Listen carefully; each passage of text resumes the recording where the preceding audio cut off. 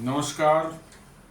Client takes में आपका स्वागत है और हमेशा की तरह आपसे निवेदन है हमारे चैनल को सब्सक्राइब करें, बेल आइकन जरूर दबाएं, हमारे वीडियोस को लाइक करें और फ्रेंड्स एंड फैमिली के साथ शेयर करना बिल्कुल नहीं भूलें। दोस्तों, अब धीरे धीरे भारत ने अमेरिका को जवाब देना शुरू कर दिया है। जी हाँ, अभी तक तो भारत की ओर से, सरकार की ओर से अमेरिका के इस हिपोक्रेसी या दोहरे रवैये पर जो है, दोहरा चरित्र पर जो है, भारत नहीं कुछ बोल रहा था। लेकिन अब धीरे धीरे लग रहा है कि भारत ने जवाब देना शुरू कर दिया है और इसी की ज़रूरत है। दरअसल अमेरिका को अब तक कोई जवाब देने वाला नहीं था। एक चीन पैदा हुआ था पिछले कुछ सालों से, 10 सालों से, 15 सालों से जो है चीन अमेरिका को जवाब दे रहा था, लेकिन और चीन के अलावा कोई देश अमेरिका को जवाब नहीं दे रहा था और इसके कारण लगता है उनका दिमाग जो है बिल्कुल खराब हो चुका था। बिल्कुल लोगों को गलतफहमी हो जाती है। ठीक है, अमेरिका पावर है, अभी मानते हैं, लेकिन दुनिया जो है, आज की दुनिया जो है, आज से 50 साल पहले वाली नहीं रह गई है। ये समझना चाहिए अमेरिका को, अमेरिकन को भी समझना चाहिए। लेकिन वो अपने उस पुराने जो उन्होंने देखे हैं दिन और जो उन्होंने गुंडागर्दी दुनिया में की है, उसको वो भूलने को लगता है तैयार नहीं है। थोड़ा और वक्त लगेगा, लेकिन ये लगातार होते रहे इस तरह से तो शायद वो निकल जाए। छोटे छोटे देशों को अभी सुना कि वेनेजुएला पर हमला करने के लिए जो है, छोटा सा देश है वेनेजुएला, जिसकी ना कोई ताकत है ना कुछ है, तेल बेच करके अपना जो है किस तरह से अपना वो कर रहा है। बड़ी गरीबी है वहाँ पर, बहुत, हालांकि दुनिया का सबसे ज़्यादा तेल रिजर्व वहीं पर है। सऊदी अरब से भी बड़ा तेल रिजर्व वेनेजुएला के पास है, लेकिन अमेरिका उसके पड़ोस में है, उसको आगे नहीं बढ़ने देना चाहे। उस पर 50 तरह के सैंक्शन, ये सैंक्शन वो सैंक्शन। अरे उस देश में डिक्टेटरशिप है या क्या है, तुम्हें क्या लेना देना उससे? उस देश की लोग जो चाह रहे हैं, क्या है वहाँ डिक्टेटरशिप है, मतलब कि जो है उसको लेकर के जो है अमेरिका ने उस पर सैंक्शन लगा रखे हैं। दुनिया को तेल नहीं खरीदने दे रहा है उनसे, और इससे दुनिया में तेल की प्राइसेस बढ़ी हुई हैं। और तेल की प्राइसेस बढ़ा के रखने में अमेरिका का जो इंटरेस्ट है वो ये है कि उनके यहाँ जो शेल ऑयल निकलता है, पत्थरों को तोड़ करके जो निकाला जाता है, जिसको फ्रैकिंग बोलते हैं, हाइड्रोलिक फ्रैकिंग बोलते हैं, पत्थरों में बहुत अंदर तक जो हॉरिजॉन्टल ड्रिलिंग करके जो है जाया जाता है और हाई प्रेशर पर पानी और सैंड का मिक्सचर जो है पंप किया जाता है, जिससे चट्टानें जो है वो धड़क जाती हैं, उनमें क्रैक्स आ जाते हैं और चट्टानों के अंदर जो फंसे हुए तेल और गैस होते हैं वो बाहर निकल जाते हैं। वो कहलाते हैं शेल गैस, क्योंकि वो जो रॉक्स हैं उनको शेल रॉक्स कहा जाता है। वो अमेरिका में बड़ी तादाद में है और इधर पिछले कुछ सालों, 10-15 सालों से जो है उसका बहुत तेजी से एक्सप्लोजन वहाँ हो रहा है। लेकिन उस तरह से फ्रैकिंग करके तेल निकालना जो है एक महंगा प्रोसेस होता है, काफ़ी महंगा प्रोसेस होता है। और ये जब तक तेल के दाम जो है दुनिया में $65-70 के आसपास नहीं रहे, तो फ्रैकिंग से तेल निकालना जो है वो घाटे का सौदा हो जाता है। जी हाँ, आपने ठीक सुना, घाटे का सौदा हो जाता है। इसलिए फ्रैकिंग करके तेल निकालने का जो उनका जो है प्रोसेस है, वो प्रॉफिटेबल बना रहे, वो तेल निकाल करके दुनिया को बेच सकें, प्रॉफिट कमा सकें। इसलिए उनको आर्टिफिशियली दुनिया में जो है तेल के दाम ऊंचे रखने हैं। नहीं तो आप समझ लें कि 3 बड़े बड़े क्रूड के सप्लायर जो हो सकते हैं, एक वेनेजुएला, एक ईरान और एक रशिया। यदि इन तीनों के ऑयल दुनिया में फ्रीली अवेलेबल हो जाए आज के दिन में, तो तेल के प्राइस $30-40 से ऊपर नहीं रहेंगे पर बैरल। जी हाँ, यही है, सच्चाई है। लेकिन उस केस में अमेरिकन जो हैं, जो शेल ऑयल की इंडस्ट्री जो है वो पूरी तरह से गर्त में चली जाएगी, वो सरवाइव नहीं कर सकती। इसलिए उनको, अमेरिका को जो है, इसलिए ईरान पर सैंक्शन लगा रखा है, रशिया पर सैंक्शन लगा रखा है। वेनेजुएला ना किसी से लड़ नहीं रहा है, ना अमेरिका को कोई थ्रेटन कर रहा है, कुछ नहीं कर रहा है, उस पर भी सैंक्शन लगा रखा है। मतलब कि इनको जो भी ऐसा देश जिसकी एक्टिविटी से इनको आर्थिक फायदा नहीं, नुकसान की बात मैं नहीं कर रहा, कोई नुकसान नहीं करा रहा अमेरिका का, आर्थिक फायदा उनका रुक जाए, उनका जो है जो शेल ऑयल का धंधा और शेल गैस का धंधा जो है वो पैसे कमाता रहा है जम करके, इसके लिए उन्होंने रसिया, ईरान और वेनेजुएला, इन 3 देशों पर जो है उन्होंने अननेसेसरी सैंक्शन लगा रखा है और ये चाहते हैं कि उनका तेल बाजार में नहीं आए। उनका तेल बाजार में नहीं आएगा तो क्या बाजार में तेल की कमी रहेगी और उसके दाम जो है $70, $80, $100 से ऊपर चले जाते हैं कई बार जो है। ये वैसा बना रहे ताकि अमेरिका उसमें पैसा कमा सके। ये बड़े धूर्त लोग हैं जिनको कि पैसा कमाने के लिए गंदे से गंदा काम भी करना पड़े तो करने। मैंने कहा था ना, तो कई बार मैंने बोला कि अमेरिकन से आप मिलेंगे ना, किसी अमेरिकन से मिलेंगे, आप 2-4-10 मिनट बात करेंगे, वो हर 1-1.5 मिनट के बाद वो डॉलर बोलेगा, डॉलर नहीं डॉलर, वो डॉलर की बात करेगा ही करेगा। मतलब उनके दिमाग में डॉलर के अलावा कुछ होता ही नहीं है, कुछ भी नहीं होता। हर मैंने even they talk themselves, American को देखेंगे वो हर कुछ न कुछ 1-2 मिनट बाद डॉलर की बात करेगा वो। मतलब कि उनके लिए पैसा ही ईमान है, पैसा ही धर्म है, सब कुछ वही है और इसलिए वो दुनिया को चैन से नहीं रहने दे सकते। उनको 2 नंबरिया तरीके हैं, 3 नंबरिया तरीके हैं, जो भी तरीके इस्तेमाल करना है वो इस्तेमाल करेंगे और दुनिया में किसी को साथ नहीं बैठने देंगे। यही सच्चाई है और यही है अमेरिका कर रहा है। तो अब जो मैं कह रहा था कि जयशंकर जी जो है अभी इकोनॉमिक टाइम्स के द्वारा जो है एक वर्ल्ड लीडर्स फोरम का एक प्रोग्राम किया जा रहा था। उसमें बड़े बड़े लोग आए हुए थे, बड़े बड़े लीडर्स, नेता और इंडस्ट्रीज वगैरह जो है वो सब आकर के अपना उसमें भाषण दे रहे थे। उसमें उन्होंने बोला है, अमेरिकन्स को और यूरोपियंस को बोला है, if you don't like it you don't buy. उन्होंने जो अमेरिकन कह रहे थे कि भाई इंडिया जो है सस्ता क्रूड ऑयल जो है रसिया से खरीदता है और फिर वो रिफाइन करके दुनिया के बाजारों में बेच करके जो है मोटा मुनाफा कमा रहा है, इससे उनको तकलीफ हो रही है क्योंकि उनके रिफाइनरीज जो हैं, रिफाइनर्स जो हैं वो मोटा मुनाफा नहीं कमा पा रहे हैं। दिस इज माने ये उनका लॉजिक है। तो कौन खरीदने वाले थे? खरीदने वाले थे यूरोप और अमेरिका। जी हाँ, यूरोप इंडिया के रिफाइंड प्रोडक्ट्स का आप देखेंगे पिछले 3 सालों में जो है मैक्सिमम इसका जो सप्लाई जो गई है, जो परचेज किया है, उसने किसने किया है? यूरोपियन यूनियन ने किया है और अमेरिका ने किया है। आप आश्चर्य करेंगे कि अमेरिका जो खुद ऑयल का इतना बड़ा प्रोड्यूसर है वो रिफाइंड प्रोडक्ट्स भारत से ले रहा है। वो रिफाइंड प्रोडक्ट क्या है? Aviation turbine fuel. और यूरोप तो डीजल, पेट्रोल सब कुछ ले रहा है। क्यों ले रहा है अमेरिका? बिकॉज की उनके यहाँ जो रिफाइनरीज हैं, रिफाइनिंग कैपेसिटी है, लेकिन उनके एविएशन टरबाइन फ्यूल की बहुत बड़ी रिक्वायरमेंट है और उनके रिफाइनरी जितने हैं, उनकी जितनी कैपेसिटी है, नेचुरली है कि आप यदि रिफाइन करते हैं क्रूड को तो उसका अपना पोर्शन है कि इतना परसेंटेज आपको केरोसिन निकलेगा, इतना डीजल निकलेगा, इतना पेट्रोल निकलेगा, इतना गैस निकलेगा, इतना माने हेवी ऑयल निकलेगा। वो सब बना हुआ क्रूड, डिपेंडिंग ऑन क्रूड। उससे ज़्यादा आप थोड़ा बहुत माइनर चेंजेस कर सकते हैं प्रोसेसिंग में, थोड़ा चेंज करके, लेकिन उससे बहुत फर्क नहीं पड़ता।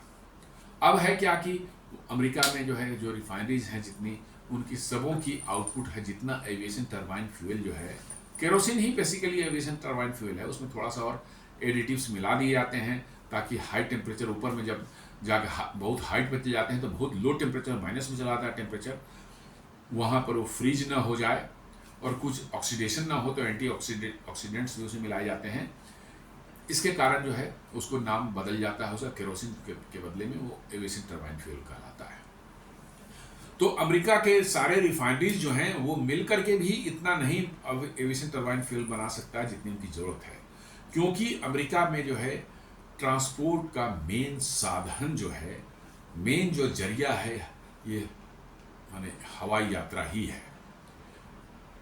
1000 किलोमीटर 500 किलोमीटर के भी कोई शहर है तो लोग दो ही तरीके, या तो अपनी कार उठाएंगे वो चले जाएंगे उससे, या नहीं तो फिर फ्लाइट जाएंगे। ट्रेन का कोई वहाँ कंसेप्ट नहीं है, बस का कोई कंसेप्ट नहीं है। बस हैं कुछ लॉन्ग डिस्टेंस, ग्रे हाउंड करके एक सर्विस होती है, बहुत लॉन्ग डिस्टेंस वाले जाते हैं, बट बहुत कम लोग जाते हैं। वहाँ पर मेन है लोग फ्लाइट का इस्तेमाल करते हैं, चाहे अपने पर्सनल व्हीकल का इस्तेमाल करते हैं। तो इतनी ज़्यादा फ्लाइटें चलती हैं अमेरिका में, इतनी ज़्यादा फ्लाइट चलती है कि आप अमेरिका में यदि फ्लाइट से जा रहे हो कहीं पर तो आप अपने विंडो से देख सकते हैं, अगल बगल से फ्लाइटें अगल बगल से जो है गुजरते रहती हैं, 2-4 तो आपको दिख ही जाएंगी, इतनी फ्लाइटें हैं, जो कि इंडिया वगैरह में नॉर्मली बहुत रेयर होता है। तो उनको एविएशन टरबाइन फ्यूल की बहुत ज़्यादा रिक्वायरमेंट होती है और वो दुनिया से खरीदते हैं। और अभी दुनिया में जो है रिफाइनिंग में जो है क्रूड ऑयल रिफाइनिंग में भारत एक बहुत बड़ा पावर उभर करके आया है।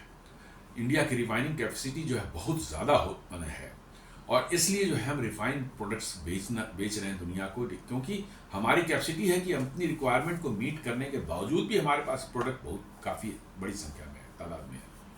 तो अमेरिका भी खरीद रहा था एविएशन टरबाइन फ्यूल, और यूरोप तो petrol, diesel, aviation turbine fuel, kerosene, हर चीज खरीद रहा था। तो जयशंकर जी ये कह रहे हैं कि यदि आपको पसंद नहीं है मेरा प्रोडक्ट तो आप ना खरीदें। इसमें कौन सा तमाशा है कि आप कह रहे हैं कि आप खरीद भी रहे हैं और कह रहे हैं कि बिलियंस ऑफ डॉलर्स कमा रहे हैं हमारे रिफाइनर्स जाएंगे भारत के। तो इसी पर उन्होंने चोट किया है, उन्होंने कहा है कि you don't like it, you don't buy. Jaishankar hits back at US over Russian oil purchase. जी हाँ, रशियन ऑयल परचेज जो हो रहा है पर जो उन्होंने सैंक्शन जो लगाए हैं या टैरिफ जो लगाया है 25% एक्स्ट्रा, उस पर उन्होंने कहा है कि आपको पसंद नहीं है तो बेहतर है कि आप ना खरीदें। इसमें कौन सी कोई जबरदस्ती तो है नहीं कि इंडिया जो है आपको प्रोडक्ट दे ही देगा, आपको खरीदना ही पड़ेगा भारत से। जैसे आप भारत साथ कर रहे हैं डिफेंस प्रोडक्ट के लिए जो है, डिफेंस इक्विपमेंट के लिए जो है कि नहीं खरीदना ही पड़ेगा, हमारे कृषि उत्पाद आपको खरीदने ही पड़ेंगे। ये तो कर अमेरिका कर वही तो कह रहा है। ये तो कह रहा है कि भाई हमने तो जोर जबरदस्ती की ही नहीं, आपको नहीं पसंद है आप ना खरीदें। ये पहली बार है ये टैरिफ लगने के बाद कि भारत सरकार का कोई बड़ा मंत्री जो है वो एकदम बिल्कुल हिट बैक कर रहा है यूएस पर खुलेआम। और इसी की जरूरत थी, क्योंकि जितना आप चुप रहेंगे उतना ही आपको बुली करते रह जाएंगे। जी हाँ, जितना आप चुप रहेंगे उतना ही आपको एक बुली करेंगे। ये मक्कार शैतान लोग हैं, धूर्त लोग हैं, इनको इन सब जो मॉरलिटी इथिक्स इनसे कोई लेना देना नहीं है। ये सब उनके लिए कोई मायने नहीं रखता, बिल्कुल कोई मायने नहीं रखता। डॉलर जब तक उनको मिल रहा है तब तक जो है सब सही है, सब सही है, हर एक्टिविटी सही है जहां पर डॉलर उनको मिल रहा है। तो जयशंकर जी ने उनको बड़ा जबरदस्त हिट किया है। जयशंकर से response came after the United States impose 50% tariff on Indian goods for purchasing Russian oil which New Delhi has criticized as unfair. अभी तक अनफेयर, अनजस्टिफाइड सब बोल रहे थे, इस बार उन्होंने खुलकर कहा कि भैया आपको पसंद नहीं है आप न खरीदें। सिंपल सी बात है, आप बिना टैरिफ लगाए भी जो है आप अपने देश में जो है कह दें कि भैया इंडिया से माल नहीं खरीदना है, that is good enough, that is good enough. आप टैरिफ लगा करके वही काम कर रहे हैं, और यदि विदाउट टैरिफ के भी आप कह दें अपने इंडस्ट्रीज को कि नहीं परचेज करें इंडिया से जो है, दैट इज फाइन। लेकिन नहीं, उनको तो दिखाना है दुनिया में कि हमने भारत को पनिश किया। वो अपनी दादागिरी, अपनी हेकड़ी जो दिखानी है कि हमने भारत को पनिश किया, और उसके बाद भारत जो है घुटने पर चल करके जो हमारे पास आ रहा है, वो इस बार नहीं होने जा रहा है। भारत घुटनों के बल चल करके जो है अमेरिका के पास बिल्कुल नहीं जा रहा है, और इसी की बिलबिलाहट जो है अमेरिका और यूरोप को है। यूरोप तो खैर ठंडा हो चुका है, यूरोप में कोई गम नहीं है, जान नहीं है, बट अमेरिका में अभी भी पुरानी हेकड़ी जो है उनकी खत्म नहीं हुई है। वो चाह रहे हैं कि भारत बिलबिलाते हुए घुटनों के बल चलकर हमारे पास आए, फिर हम जो है बैठ के उनको जो लेक्चर पिलाएंगे और कहेंगे ठीक है थोड़ा बहुत कम कर देते हैं, मतलब कि जो है आप बिल्कुल उनके सामने जो है नतमस्तक हो जाए, जो कि नहीं हो रहा है। पहले की सरकारें ऐसे ही होती थी, जो कि इस बार नहीं हो रहा है। इसी का कष्ट अमेरिका को है, इसी का कष्ट डोनाल्ड ट्रंप को है, और उसी का नतीजा है कि इतने सारे जो है रोज रोज जो है ट्रंप के बड़े बड़े ट्वीट्स, बड़े बड़े स्टेटमेंट्स जो आ रहे हैं। This is what is the उसी का आउटकम है। External Affairs Minister S. Jaishankar took a jibe at the United States and Europe over tariffs on India, saying nobody has forced anyone to purchase refined oil or products from India. उसको और थोड़ा clear उन्होंने किया है कि किसी ने भी जो है यूरोप और यूएस को फोर्स किया है कि भारत से रिफाइंड ऑयल और प्रोडक्ट्स जो है आप खरीदें। ये रसिया से का ऑयल से बना हुआ है कि सऊदी अरब के ऑयल से बना हुआ है कि ईरान के ऑयल से बना, उसको छोड़ दीजिए। हमने जिस के भी ऑयल से बनाया है उसको आपको किसी ने फोर्स नहीं किया था कि आप भारत से जाकर के जो है प्रोडक्ट खरीदें। जी हाँ, किसी ने भी फोर्स नहीं किया था। वी नेवर सेड, इंडिया ने कभी नहीं कहा कि भाई हमारे यहाँ आपको, आप पूछने आए कि भैया आपके दुकान में ये सामान है, दुकानदार ने कहा कि हाँ है, दाम पूछा आपने और आपको उसकी कीमत सही लगी, आपने ऑर्डर दे दिया और परचेस कर लिया। यही तो होता है। हम लोग किसी दुकान में जाते हैं, वो फोर्स थोड़े हमें करता है कि आप खरीदें। हम पूछते हैं कि ये सामान आपके यहाँ है, वो कहता है कि हाँ है। तब हम पूछते हैं उसकी प्राइस क्या है, वो प्राइस बताता है, और वो प्राइस यदि मेरे कंसिडरेशन के हिसाब से सही है तो हम कहते हैं भैया दे दो और ये पैसे ले लो। यही तो होता है। सेम थिंग जयशंकर कर रहे हैं कि nobody has forced anyone to purchase refined oil products from India। ये इतनी साफ गोई से मुझे नहीं लगता कि भारत में आज तक अमेरिका को चाहे किसी और देश को इतना साफ साफ जवाब दिया गया, जिसमें कोई लाग लपेट नहीं, कोई डिप्लोमेटिक भाषा नहीं है, बिल्कुल आम लोगों की भाषा जो होती है उसी भाषा में कहा कि किसी ने भी आपको फोर्स नहीं किया है कि आप हमसे रिफाइंड प्रोडक्ट खरीदें, आप हमारा सामान लाइक नहीं करते, डोंट बाई इट। एकदम साफ। और ये मैं बता रहा हूं आपको, अमेरिका को ऐसे लगेगी, ऐसी जोर की लगेगी, ऐसी जोर की लगेगी, वो तिलमिला कर रह जाएंगे। जी हाँ, तिलमिला कर रह जाएंगे। और धीरे धीरे भारत ने अमेरिका को चोट पहुंचाना शुरू कर दिया है। आज सुबह की वीडियो मैंने बताया था, आप उस वीडियो में देख सकते हैं कि कैसे भारत ने जी को दरकिनार कर दिया, रोल्स रॉयस को दरकिनार कर दिया, और फ्रांस के साफरान को चूज किया अपना नेक्स्ट जनरेशन जो एडवांस मीडियम कॉम्पैक्ट एयरक्राफ्ट जो है स्टील्थ फाइटर जो बन रहा है 5th जनरेशन का, उसके लिए 120 किलो न्यूटन का इंजन जो स्क्रैच से डेवलप करना है। को डेवलपमेंट में इंडिया एक आधा पार्टनर रहेगा, आधा साफरान रहेगा, और दोनों पैसे लगाएंगे, और वो जो बनेगा उस पर इंटेलेक्चुअल प्रॉपर्टी राइट भारत का भी रहेगा, फ्रांस का भी रहेगा। क्यों फ्रांस तैयार हो गया? आपको लग रहा है कि पिछले कई सालों से बातें चल रही थी, पहले तो फ्रांस नानुकुर कर रहा था साफरान। देखिए, मैं बार बार कह रहा हूं कि यूरोपियन और धीरे धीरे अब अमेरिकन, इन सबों की आर्थिक हालत जो है, आर्थिक मजबूती जो इनकी इकोनॉमी की है, वो धीरे धीरे धीरे धीरे नीचे जा रही है। और इन सब ऐसे प्रोडक्ट्स को डेवलप करना बहुत ही खर्चीला होता है। और इसीलिए देख लें, यूरोप में भी 6th जनरेशन फाइटर की बात हो रही, वहाँ जो बनाने की बात हो रही, उसमें 4-5 देश मिलकर कोलैबोरेट कर रहे हैं, तब उस पर कुछ काम शुरू हो रहा है। वो लोग भारत को भी इनवाइट कर रहे थे। जी हाँ, भारत को भी इनवाइट कर रहे थे कि आप भी आ जाओ, और क्योंकि आप चल जाएंगे तो आप भी कुछ उसमें पैसे लगाएंगे उसके डेवलपमेंट में, आपको भी कुछ काम मिलेगा डेवलप करने के लिए, आप अपने पैसे खर्च कर बनाएंगे तो आप पार्टनर हो जाए। तो अब इन देशों का जो है धीरे धीरे जो है कैपेसिटी नहीं रह गई है, क्योंकि बड़े प्रोजेक्ट्स जो हैं वो अकेले अपने दम पर, अपने पैसे के दम पर जो है ये कर सके, बना सके। तो ये नेक्स्ट जनरेशन इंजन जो है आपको जो 120 किलो न्यूटन का जो बन रहा है, आपको बनने वाला है, क्यों साफरान राजी हुआ? क्योंकि फ्रांस को भी पता है 7.5 बिलियन डॉलर खर्च होंगे उनमें और उसका आधा कॉस्ट भारत बियर करेगा। तो समझ लीजिए कि आधी बर्डन उनकी खत्म हो गई। आधे पैसे में ही, उनके आधे खर्च में ही वो इंजन बन जाएगा, हम भी इस्तेमाल करेंगे और वो भी इस्तेमाल करेंगे। यही कारण था कि साफरान जो है नीचे आया और डाउन होकर के जो है आपके साथ उसने जो है एग्रीमेंट किया है। और ये आगे और होगा, और भी होगा। सारे देश आपके साथ क्यों फ्री ट्रेड एग्रीमेंट करना चाह रहे हैं? ब्रिटेन ने अभी किया है, ईयू तैयार है करने को।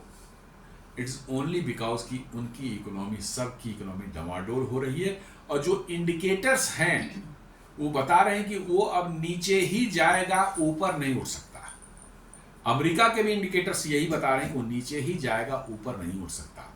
उनके देश से कंपनियां भाग रही हैं, हट रही हैं, रीलोकेट हो रही हैं, बिकॉज कि अमेरिका में उनका सर्वाइवल असंभव हो चुका है। वहां पर ऑपरेट करने का कॉस्ट जो है, एम्प्लॉइज का कॉस्ट जो है, इलेक्ट्रिसिटी टैरिफ्स जो हैं, आपके जो है टैक्सेज हैं, या और भी इस तरह की बहुत चीज़ें हैं। दीज आर मतलब कि expensive, have become so expensive so that कि they can not survive there. आपने सुना होगा माइक्रोसॉफ्ट भी अपना कॉर्पोरेट हेडक्वार्टर जो है दुबई शिफ्ट कर रहा है। अमेजन जो है इतनी बड़ी कंपनी है, वो अपना कॉर्पोरेट हेडक्वार्टर जो है दुबई शिफ्ट कर रहा है और उसका वर्ल्ड का पूरा वर्ल्ड वाइड ऑपरेशन जो है वो भारत शिफ्ट कर रहा है। इट इज नहीं कि भारत से कोई इनको बड़ा लगाव है, नहीं नहीं नहीं नहीं, ये बिल्कुल भूल जाइए कि भारत का चेहरा उनको बहुत अच्छा लगता है, भारतीय उनको बहुत अच्छे, एब्सोल्युटली नॉट, बिल्कुल नहीं।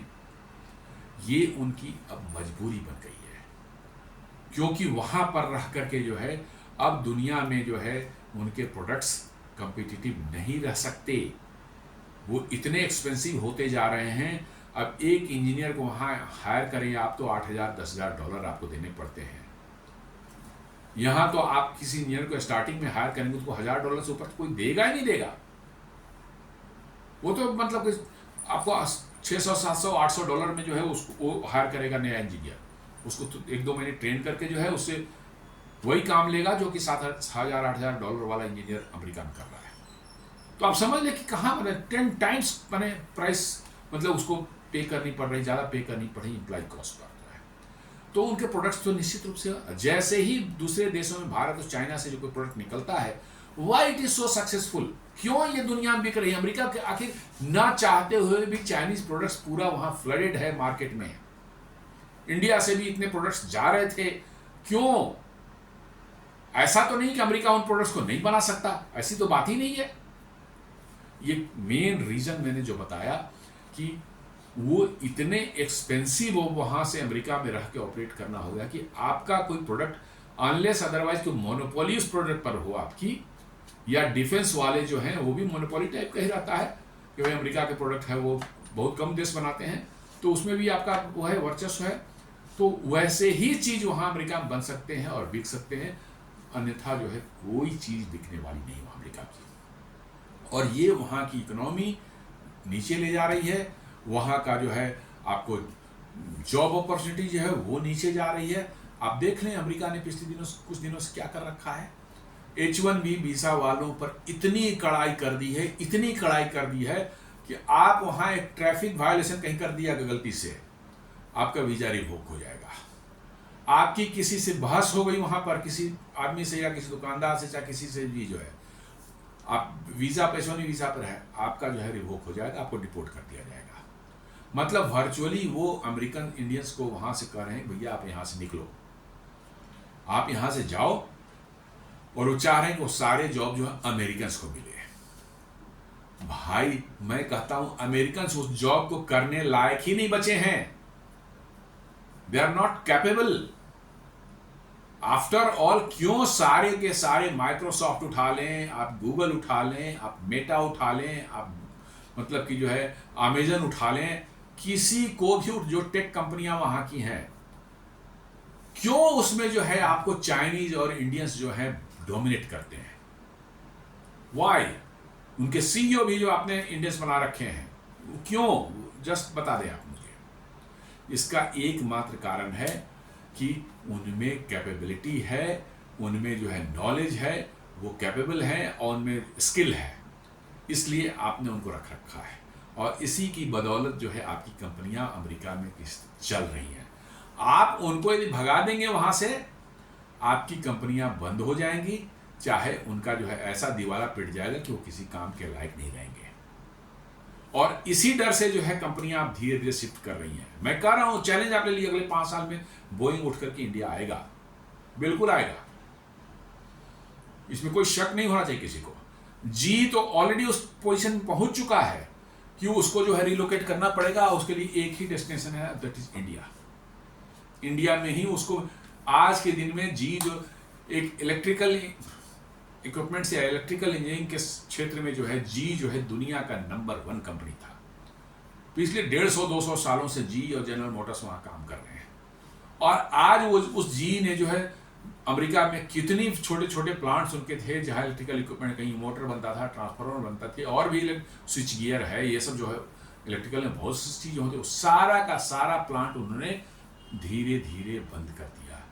जी ट्रांसपोर्टेशन उनका था, जहां डीजल लोकोमोटिव बनाते थे, वो दुनिया भर में सप्लाई करते थे, वो भी उन्होंने बंद कर दिया। एक वेबटेक टेक्नोलॉजी है, उसको बेच दिया, और वेबटेक ने जो है वहां में जो उनका बनता था इंजन जो है वो सब खत्म कर दिया।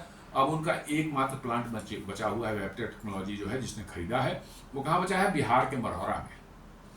क्यों? जी का साथ का पैक्ट हुआ था इंडियन रेलवे के साथ में, यहां पर 1000 इंजन बनाने का, WDG5 और WDG6 इंजन बनाने का उनका प्लांट जो था, उसको जो है यहां पर मतलब भारत में शिफ्ट किया था, इन्होंने बनाया, एक प्लांट लगा हुआ है, बन रहा है। अब इन्होंने जी ने बेच दिया वेबटेक टेक्नोलॉजी को। वेबटेक टेक्नोलॉजी जो है मरौरा का प्लांट ऑपरेट कर रहा है। और यहीं से आपको मैंने बताया था एक 2-3 दिन पहले वीडियो में कि अफ्रीका का एक कंट्री है गिनी रिपब्लिक बोलते हैं उसको, वहां से 150 डीजल इंजन का बनाने का उसने ऑर्डर लिया है। और वो अमेरिका में नहीं बन रहा है 150 इंजन, वो कहां बनेगा? मरौरा में बनेगा, बिहार के मरौरा में। जी हाँ, 150 इंजन, कई $100 मिलियन के, 300 मिलियन या कितने मिलियन डॉलर का ऑर्डर है, वो बहुत बड़ा ऑर्डर है। वो अमेरिका में बन सकता था, नहीं, अमेरिका में उनका प्लांट जो है उन्होंने शट डाउन कर दिया है। Why? Because of the cost. यहां पर वो इंजन जो बना रहे हैं बड़े आराम से जो है, बहुत है, अमेरिका के 1/4 कॉस्ट में बना रहे हैं और बेच रहे हैं, दुनिया में बेचेंगे। इवन अमेरिका की जरूरत पड़ेगी, यहीं से बन के अमेरिका भी चला जाएगा, या this is going to happen. तो जी अब आज के दिन में अमेरिका में जो है सिर्फ एरोस्पेस इंजन, जो हवाई जहाज में इंजन, सिविलियन या हो चाहे मिलिट्री के एयरक्राफ्ट में जो इंजन लगते हैं, सिर्फ वही अब बना रहा है। पहले वो दुनिया भर की चीजें बनाता था। जो 150-200 साल पुरानी कंपनी अमेरिका का प्राइड था, ये वो जी आज अपने घुटनों के बल आ गया है। और बता रहा हूं आपको कि यदि उसका भारत से इंजन का डील कैंसिल हो गया, यदि उन्होंने टाइम पर नहीं दिया अमेरिकी सरकार के प्रेशर में, और भारत से इंजन का डील कैंसिल हो गया, तो आप लिख कर रख लें, वो जी जो है दिवालिया हो जाएगा, बैंकरप्ट हो जाएगा। सिर्फ अमेरिकन मार्केट पर वो सर्वाइव नहीं कर सकती। और इसलिए मैं बता रहा हूं कि जी भी अगले 2-3 साल में देखेंगे वो अपनी प्रोडक्शन जो है, फैसिलिटी जो है भारत में एस्टेब्लिश करेगा। बोइंग भी करेगा, आप चिंता मत कीजिए। ये पूरी आप जो अर्थव्यवस्था जिस तरह से दुनिया की चल रही है और जिस तरह का मतलब माहौल बना हुआ है, उसमें ये साफ साफ दिख रहा है कि ये होने वाला है। और अमेरिका इन्हीं सब चीजों को देखकर बौखलाया हुआ है, क्योंकि कंपनियों को रोक नहीं सकते आप जबरदस्ती। वहां अमेरिका एक डेमोक्रेटिक कंट्री है, वहां कंपनियों को आप कहेंगे नहीं अमेरिका तुम, इंडिया नहीं तुमको जाना है, बोला दफा करो यार, हम जाएं, हमको दुनिया में जहां करना हम करेंगे। क्योंकि वहां की कंपनियां उनको, they are responsible only for their share holders. Share holders की वैल्यू में गिरावट आ रही है तो they will have to move from there. तो जयशंकर जी ने और क्या बोला है इसको समझने का। It is funny to have people who work for a pro business American administration accusing other people of doing business. देखिए क्या उन्होंने कटाक्ष किया है अमेरिका के ऊपर में कि इट इज़ फनी, ये बोला कि ये बड़ा हास्यास्पद है कि वैसे लोग जो कि एक प्रो बिजनेस अमेरिकन की बात करते हैं, अमेरिका की बात करते हैं कि अमेरिकन जो प्रो बिजनेस होते हैं, बिजनेस जो है उनको को हमेशा प्रमोट करते हैं, कहता है कि वैसे लोग जो कि प्रो बिजनेस अमेरिकन की बात करते हैं, अमेरिका की बात करते हैं, वो लोग जो है वैसे दूसरे लोग जो बिजनेस कर रहे हैं उन पर मतलब कि जो है क्वेश्चन कर रहा है। मैंने भारत बिजनेस कर रहा है, क्रूड ऑयल वहां से मंगा के रिफाइन करके जो है उससे पैसे कमा रहा है, तो बिजनेस है ये, इट इज ए बिजनेस। उस पर क्वेश्चन कर रहे हैं, उस पर मतलब उनको आपत्ति है। कितनी बड़ी बात कह दी कि वैसे लोग अमेरिकन एडमिनिस्ट्रेशन में जो प्रो बिजनेस अमेरिका की बात करते हैं, वो लोग जो दूसरे लोग और कोई देश है बिजनेस कर रहा है उस पर उनको आपत्ति है।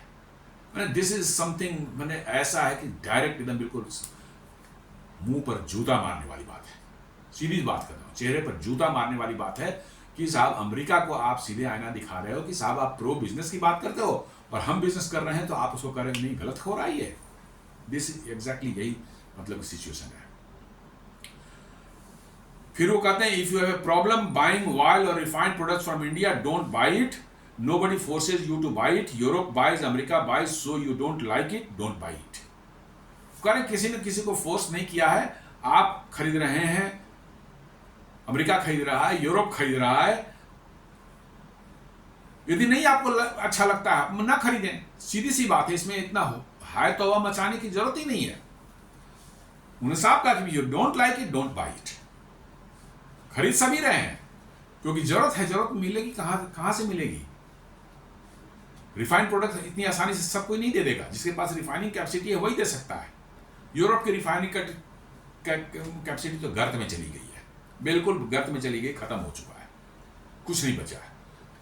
वो इन्वायरमेंट और इस सब कंसर्न के चक्कर में जो है उन्होंने इतने रेस्ट्रिक्शंस वहां लगाए हैं कि वहां पर इंडस्ट्रीज का सर्वाइव करना यूरोप में भी ऑलमोस्ट मुश्किल होता जा रहा है। और इसलिए जो उनकी जो है रिफाइनिंग कैपेसिटी जो है इट हैज ऑलमोस्ट बर्बाद हो चुकी है। तो मिलेगा प्रोडक्ट मिलेगा कहां से? मिलेगा वहीं से जहां काम हो रहा है, जहां के लोग काम करना चाह रहे हैं, जहां के लोग जो है अभी भी मतलब अपने बिजनेस को आगे बढ़ाने की कोशिश कर रहे हैं, वहां से आपको मिलेगा। यहां से मिला तो अब इसी को गालियां दे रहे हैं, निकाल रहे हैं साहब रशियन ऑयल से, किस ऑयल, अरे किस, आपका क्या लेना देना किस ऑयल से बना हुआ है? क्या हम लोग मार्केट में कहीं खरीदने जाते हैं, कोई ऐसा सामान जो स्टील का बना हुआ है, पूछते हैं कि स्टील कहां से आया, इसका स्टील कहां से आया है? नो। आप मतलब कि जो है कोई गारमेंट खरीदने जाते हैं, कोई रेडीमेड गारमेंट खरीदते हैं तो क्या दुकानदार पूछते हैं कि भाई इसका कॉटन कहां से आया, भारतीय कॉटन है कि चाइनीज है कि अमेरिकन है, कहीं पूछते हैं क्या? नहीं, नेवर। सिमिलरली आप ऑयल खरीद रहे हैं, हमें से रिफाइंड ऑयल खरीदे, why do are you asking us कि भाई ये रशियन ऑयल है कि कहाँ है, किससे है, क्या है? तो देखिए ये हिपोक्रेसी जो है इसी को बोलते हैं, मतलब कि जो है ये अमेरिका इसके अलावा कुछ कर ही नहीं सकता, मैं बताऊं आपको।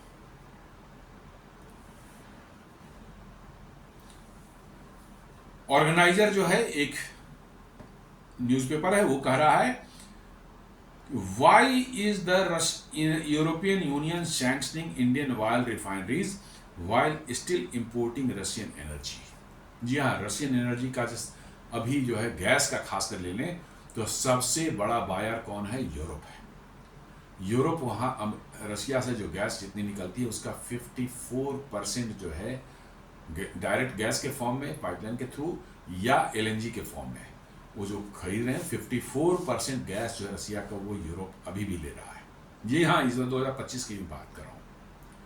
तो वही ऑर्गेनाइजर ये क्वेश्चन कर रहा है why is the European Union sanctioning Indian oil refineries while still importing Russian energy. बिल्कुल सही बात है। As the EU tightens sanctions against Russia, it has now targeted India's oil refiners and flagged ships. But is this action genuinely about punishing Russia or about controlling emerging powers like India while still quietly importing Russian energy themselves? बिल्कुल एकदम pin point करके इसने कहा है कि आप Russia पर को हार्म करने के लिए या रशिया से वो करने के लिए जो है को रोकने के लिए ये नहीं कर रहे हैं। आप सिर्फ इमर्जिंग जो इकोनॉमीज हैं, इमर्जिंग पावर्स जो हैं लाइक इंडिया, सिर्फ उसको रोकना आपका काम है। और उसी के लिए आप ये कर रहे हैं, और यूरोप भी इसी के लिए कर रहा है और अमेरिका भी इसी के लिए। मैं तो बार बार बोल रहा हूं कि Russian oil is not the matter. Matter है कि आप ग्रो कर रहे हैं। आप 1-2% से ग्रो कर रहे हो तो आपके 500-600 बिलियन 1 ट्रिलियन की इकोनॉमी होती तो अमेरिका आप पूछने में नहीं आता कि कहाँ से तेल रहे हो, कहाँ तेल ले रहे हो, कहाँ से गैस ले रहे हो, कहाँ से पानी ले रहे हो, कुछ नहीं पूछने वाला। उसको तो मिर्ची लगी कि भैया आप 4 पहुंच गए हैं, आप IMF बोल रहा है कि 2030 तक आप 7 पहुंच जाएंगे, तो उनको चिंता उस बात की लगी हुई है। 4 ट्रिलियन आप पहुंच चुके हैं और IMF कह रहा है कि 7 ट्रिलियन 2030 तक पहुंच जाएंगे आप। इसकी चिंता यूरोप को भी है, अमेरिका को भी है। और ये सारा का सारा ये सैंक्शन और ये टैरिफ जो है, इसके पीछे गेम वही है। और थोड़ा डोनाल्ड ट्रंप का जो ईगो जो हर्ट हुआ है कि हमने इंडिया पाकिस्तान का जो युद्ध था उसको रुकवा दिया, क्रेडिट हमको उसको मिलनी चाहिए थी, उसको जो है वो कैंपेनिंग कर रहा है अपना नोबेल प्राइज के लिए। भारत ने कह दिया कि नहीं, उनके कहने पर हमने नहीं रोका है। हमारी डायरेक्ट डीजीएमओ से बात हुई, डीजीएमओ बात हुई, उसके बाद हमारे ऑब्जेक्टिव्स पूरे हो गए थे, हमने इसलिए रोक दिया। अमेरिका कोई रोक नहीं है, ये ट्रंप की पर्सनल वो है। लेकिन अमेरिका एज ए होल आप लेंगे, उनका वही है कि भारत जो आगे बढ़ रहा है, उसकी इकोनॉमी ग्रो कर रही है, आप उसको अब उसकी बातों उसके सामने लेटने को तैयार नहीं है। That is the problem.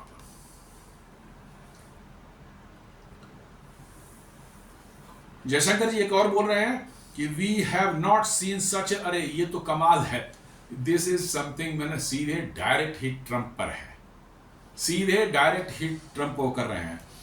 वो कह रहे हैं कि we have not had a US president who has conducted foreign policy as publicly as the current one.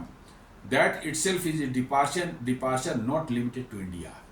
वो कह रहे हैं कि ऐसा अमेरिकन प्रेसिडेंट तो आज तक हम लोगों ने कभी देखा ही नहीं, जो कि अपनी फॉरेन पॉलिसी जो एकदम पब्लिक में इस तरह से ट्विटर पर और सारा को जो है प्रेस मीडिया के सामने बैठ करके वहीं अनाउंस करता है। इम्प्लीमेंट करने के पहले अनाउंस पब्लिक के बीच में जाके करता है, और मतलब कि जो ट्विटर पर करता है। नॉर्मली जो फॉरेन पॉलिसीज होती है वो दरवाजे के पीछे जो है डिस्कशन होता है, बहुत ही मतलब सेक्रेटली जो होती है। आउटकम जब होता है, फाइनल होता है, तब पब्लिक में वो अपने आप आ जाती है, जब गवर्नमेंट इसको अनाउंस करती है। यहाँ पर फॉरेन पॉलिसी इंप्लीमेंट होने के पहले ही जो है वो अभी सोचा ही जा रहा है, तब तक ये शोर मचाना शुरू कर दे रहा है। ट्रंप 2 बजे रात में उठ करके जो है इंडिया को 50% टैरिफ लगा दिया, उसको लगा देंगे, इसको बर्बाद कर देंगे, उसका घर उजाड़ देंगे, ये सारी चीजें शुरू कर देता है वो भी 2 बजे रात से। तो वही कह रहे हैं कि we have not had a president who has conducted foreign policy as publicly as the current one. That itself is a departure not limited to India. बोलते हैं कि सिर्फ भारत के लिए नहीं है, सारी दुनिया के लिए इसको देख रही है कि ऐसा प्रेसिडेंट दिखाई नहीं जो कि प्रेस के बीच में जो है बैठ करके जो वहाँ पर फॉरेन पॉलिसी की बात करता है और फॉरेन पॉलिसी डिस्कशन करता है। वहाँ पर आपने देखा हो कैसे जो भी वहाँ प्रेसिडेंट या प्राइम मिनिस्टर हो जा रहे हैं, वो ओवल ऑफिस में बैठाता है, सामने 50 मीडिया वालों को बिठा लेता है, वहीं पे गाली गलौज शुरू कर देता है।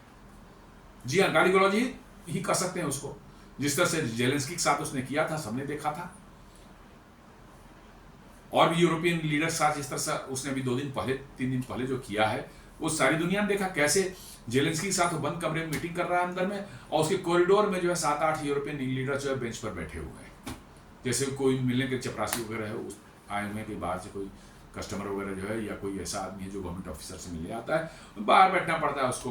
तो वैसे बिठा रखा है एक हेड ऑफ द स्टेट्स वगैरह को जो बिठा रखा है उसने, या हेड ऑफ द गवर्नमेंट को बिठा रखा। और फिर दूसरी फोटो जो थी वो कमरे में जो ओवल ऑफिस में वो हेडमास्टर की तरह बैठा हुआ है, और उसके सामने जो है जैसे स्टूडेंट सब जो है बैठे हुए हैं, चुपचाप सुन रहे हैं, वो लेक्चर दे रहा है। तो वही जयशंकर जी कहना है कि ऐसा प्रेसिडेंट तो हमने आज तक देखा ही नहीं। कैन यू बिलीव कि एक भारत का विदेश मंत्री अमेरिका के राष्ट्रपति को इस तरह से जलील कर रहा है। President Trump's way of dealing with the world, even dealing with his own country, is a very major departure from the traditional orthodox manner. ये भी कहा जा रहा है उनके द्वारा कि प्रेसिडेंट ट्रंप जिस तरह से दुनिया को डील कर रहे हैं और एट द सेम टाइम अपने कंट्री को जिस तरह डील कर रहे हैं, वो एक बहुत बड़ा चेंज है, डिपार्चर है, जो पुराने ऑर्थोडॉक्स या पुराने तरीके जो थे एस्टेब्लिश तरीके से, उससे एक बहुत बड़ा बदलाव है, बहुत बड़ा डिपार्चर है। दुनिया को जिस तरह ट्रीट कर रहे हैं और साथ साथ अपने देश को भी ट्रीट कर रहे हैं। जी हाँ, अपने देश में भी आप देख लें, उनके यहाँ पॉलिसी इतनी इनकन्सिस्टेंट हो चुकी है, धर पकड़ हो रही है, किसको मारो किसको पीटो। मतलब कि जो है, जो वहाँ पर H1 वीसा पढ़ने गए हैं स्टूडेंट्स, उसने कुछ माइनर कोई गलती हो जाए, किसी से झगड़ा हो गया, चाहे कोई ट्रैफिक वायलेशन कर दिया, सीधे उसको पकड़ा और डिपोर्ट कर दे रहा है। पहले ऐसा नहीं होता था, गलती हुई वो मान लेता है स्टूडेंट, हाँ भैया हमने ट्रैफिक वायलेशन कर दिया, गलती हो गई, छोड़ दिया जाता था। आज उसको माइनर ट्रैफिक वायलेशन भी कर दिया, आपने जेब्रा क्रॉस पैटर्न पर चढ़ गए, आपकी गाड़ी चढ़ गई, आप बाहर हो जाएंगे। आपने सोशल मीडिया पर कुछ लिख दिया, सोशल मीडिया पर कुछ आपने लिख दिया जो कि अमेरिका के अगेंस्ट में, चाहे कुछ इस तरह की बातें, आपने ओपन माइंड के लोग हैं, लिख दिया, आपको सीधे वहां पकड़ के डिपोर्ट कर दिया जाएगा। आपको आश्चर्य होगा, 38 लाख जो है वहां H1 वीसा पर जो पढ़ रहे हैं स्टूडेंट्स, वो सभी के सभी वॉच लिस्ट में हैं। आपने सोशल मीडिया पर कुछ उल्टा पलटा लिखा अमेरिकन पॉलिसी के अगेंस्ट में, अमेरिका के अगेंस्ट में, बस आपको जो है सीधे जो है उठाया जाएगा, किसी प्लेन में बिठा करके टाटा बाय बाय, और अमेरिका में आने से परमानेंटली बैन भी हो जाएंगे आप, परमानेंटली बैन, लाइफ लॉन्ग के लिए। तो ये इस तरह की पॉलिसी जो है ट्रंप चला रहे हैं अपने देश में, और उसी का जिक्र जयशंकर जी कर रहे हैं। The use of tariffs in this manner is novel. The fact that much of it is said in public, ये जयशंकर जी बोल रहे हैं, दूसरा कोई नहीं बोल रहा है। वो कह रहे हैं the use of tariff in this manner is novel. The fact that much of it is said in public, often with the first pronouncement made publicly, is also very unusual. This is the situation the entire world is facing. वो कह रहे हैं कि ये ऐसा हो रहा है, टैरिफ जो है जिस तरह से लगाया जा रहा है, टैरिफ लगाना कोई गलत चीज नहीं है, लगाइए, ठीक है, उसके तरीके हैं एक डिग्निफाइड मैनर में। कह रहे हैं कि वो पहले जो अनाउंसमेंट पब्लिक में हो रहा है, पहले जो है अनाउंसमेंट वो पब्लिक को किया जा रहा है, प्रेस को बिठा करके और सबको कि हम इस पर लगा देंगे, उस पर लगा देंगे, अभी लगेगा, पेपर अभी नहीं निकले हैं, लेकिन वो पहले ही वो बता रहे हैं, पब्लिक में जो है अनाउंस कर रहे हैं, जो कि कह रहे हैं जयशंकर जी कि विच इज वेरी अनयूजुअल, आज तक दुनिया में ऐसा नहीं होता रहा है। This is the situation the entire world is facing, मतलब पूरा दुनिया जो है ये सिचुएशन फेस कर रही है, मतलब इस तरह का चल रहा है अमेरिका में, और इस तरह का कर रहे हैं ट्रंप। तो ये बहुत ही हार्ड हिटिंग कह सकते हैं कि ये है, बहुत ही हार्ड हिटिंग, मतलब कि जो है उन्होंने यूएस को किया है, और यूएस इससे वाकई तिलमिला गया होगा। क्या रिएक्शन है वो मुझे नहीं मालूम है, आएगा तो पता चलेगा, ये कल ही की बात है। और कहते हैं कि the red lines are primarily the interest of our farmers and to some extent our small producers. कह रहे हैं कि फार्मर्स हैं, डेयरी वाले हैं, फिशरीज वाले हैं, और एमएसएमई वाले हैं, जो छोटे छोटे प्रोड्यूसर्स हैं। बहुत बड़ी कंपनियां नहीं है, कोई हमारा कॉर्पोरेट हाउसेज नहीं है, कंपनियां नहीं है कि उन पर उनके इंटरेस्ट को बचाना जो है वो हमारा रेड लाइन है, हम उनसे कॉम्प्रोमाइज नहीं कर सकते।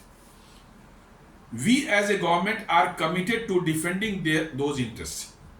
इनका कहना है कि एज ए गवर्नमेंट जो है इन छोटे लोगों को, छोटे इनकम वालों का इंटरेस्ट प्रोटेक्ट करना हमारी जिम्मेवारी है, और ये हमारा रेड लाइन। हम कह रहे हैं कि इसके अलावा आपको जो डिस्कस करना है कर लें, लेकिन उनको नहीं, उनको इसी में घुसना है, और हमारे छोटे मने काम धंधे करने वाले लोग हैं, उनकी जिंदगी तबाह करनी है। That is not something we compromise on.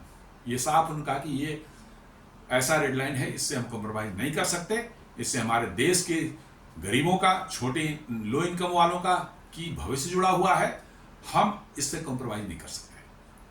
अब जिसको जो जिस तरह से लेना है ले ले, लेकिन हम कॉम्प्रोमाइज नहीं कर सकते, इसमें नथिंग रॉन्ग, बिल्कुल सही उन्होंने बोला है कि भाई ये एक ऐसा हमारा कंसर्न है कि हमारे देश में इतने बड़ी संख्या में कम इनकम वाले गरीब हैं, पुअर हैं, मिडिल इनकम वाले हैं, लोअर इनकम वाले हैं, उनके इंटरेस्ट को देखना हमारा प्राइम कंसर्न है, और हम उनके इंटरेस्ट को देखते रहे, इसी देखना हमने शुरू किया। इसलिए पिछले 10 साल में जो है IMF रिपोर्ट बताती है कि 25 करोड़ भारतीयों को हमने एक्सट्रीम पॉवर्टी से ऊपर हम लेकर के आए।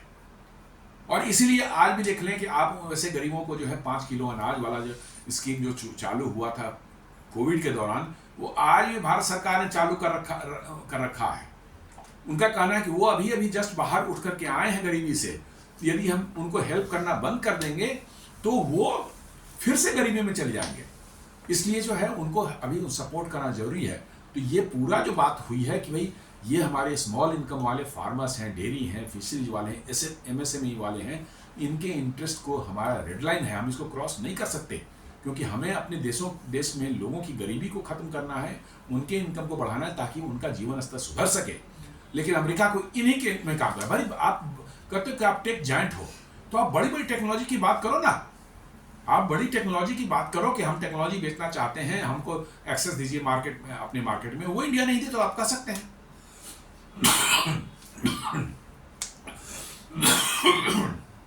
लेकिन उनको जो है बस यही फार्मर्स चाहिए, डेयरी चाहिए, आपको जो है MSME चाहिए, इन्हीं में घुसना है उनको।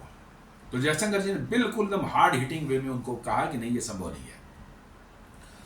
उनका फर्दर कहना है, negotiation are still going on in the sense that nobody said they are off. उनका है कि बातचीत अभी भी हो रही है दोनों साइड से, किसी ने भी ये नहीं कहा है कि हम लोग अब खत्म हो गया, मामला खत्म हो गया, हम नहीं बात करेंगे। People do talk to each other, लोग आपस में बातचीत करते हैं। It is not like there is a fall out there. कहता है कि ऐसा कुछ भी नहीं है कि सब कुछ खत्म हो गया, अब कुछ बचा नहीं है। तो ये आपको समझना पड़ेगा कि भाई कैसे भारत को प्रेशराइज करने की कोशिश कर रहे हैं ट्रंप और अमेरिका जो है, वो भारत अब उस पर झुकने को तैयार नहीं है। Jaishankar confirm that preparations, Russia के बारे में उनका कि Jaishankar confirm that preparations were underway for the annual bilateral summit with President Vladimir Putin later this year. कह रहे हैं कि एक बायलैटरल टॉक जो है रशिया के साथ इस साल प्लान किया गया है, जो कि इस टाइम डेट फाइनल नहीं हुआ, होगा। वो मोदी और पुतिन की जो है वहाँ पर बायलैटरल टॉक्स होगी, समिट मीटिंग होगी। इससे अमेरिका को और भी मिर्ची लगने वाली है। कहता है कि our trade has grown a bit and you would like to grow it further, adding that the relationship continues to develop in multiple areas. वो फिर कह रहे हैं कि हमारे अमेरिका से ट्रेड बढ़े हैं पिछले कुछ सालों में, और हम लोग चाहेंगे कि ये फर्दर भी आगे बढ़े, और adding that relationship continues to develop in बहुत से एरियाज में हमारे रिलेशनशिप डेवलप हो रहे हैं, अभी भी हो रहे हैं। तो ऐसी कोई बात नहीं है कि बात नहीं बन सकती, लेकिन इसमें जो है एक एडमेंट अप्रोच या एरोगेंट अप्रोच अमेरिका का है कि नहीं, जो हम चाहते हैं वो हमको मिलना ही चाहिए। इस पर भारत एग्री नहीं है। हम अपने फार्मर्स, डेयरी वालों से के साथ फिशरी वालों का इंटरेस्ट, हमारे MSME का इंटरेस्ट, उससे कॉम्प्रोमाइज भारत बिल्कुल नहीं कर सकता, क्योंकि हमारी प्रायोरिटीज हैं लो इनकम के लोगों को गरीबी रेखा से ऊपर लाना, उनके जीवन स्तर में सुधार करना, ये हमारी प्रायोरिटी है। और इसमें कुछ हद तक हम सक्सेसफुल हुए हैं, लेकिन बहुत अभी काम करना बाकी है। इसलिए इन सेक्टर्स को हम बिल्कुल अमेरिका के लिए नहीं खोल सकते हैं, चाहे कुछ भी हो जाए। रशिया ने भी कहा है कि साइलेंस ओनली इम्बोल्डेंस द बुली। कह रहा है कि चुप रहना जो है, अमेरिका जो धमका रहा है, सब कर रहा है, गाली गलौज कर रहा है, उसमें चुप रहना भी जो है वो उसको और इंकरेज करता है जो बुली करने वाला है। इसलिए जवाब देना जरूरी है। China invoice slams US for 50% tariff on India. China का जो एम्बेसडर इंडिया में, उसने अमेरिका का कहा कि 50% टैरिफ लगाया है, वाहियात चीज़ है, बिल्कुल गलत किया अमेरिका ने। और कहता है कि हम लोग भारत के साथ फर्मली खड़े हैं। ठीक है, चाइना पर भरोसा बहुत करना, लेकिन फिर सिचुएशन आप अभी ऐसा है कि बोल रहा है तो ठीक है, okay fine. Jaishankar confirmed that, ये तो अब हो गया, समिट की बात कर ली।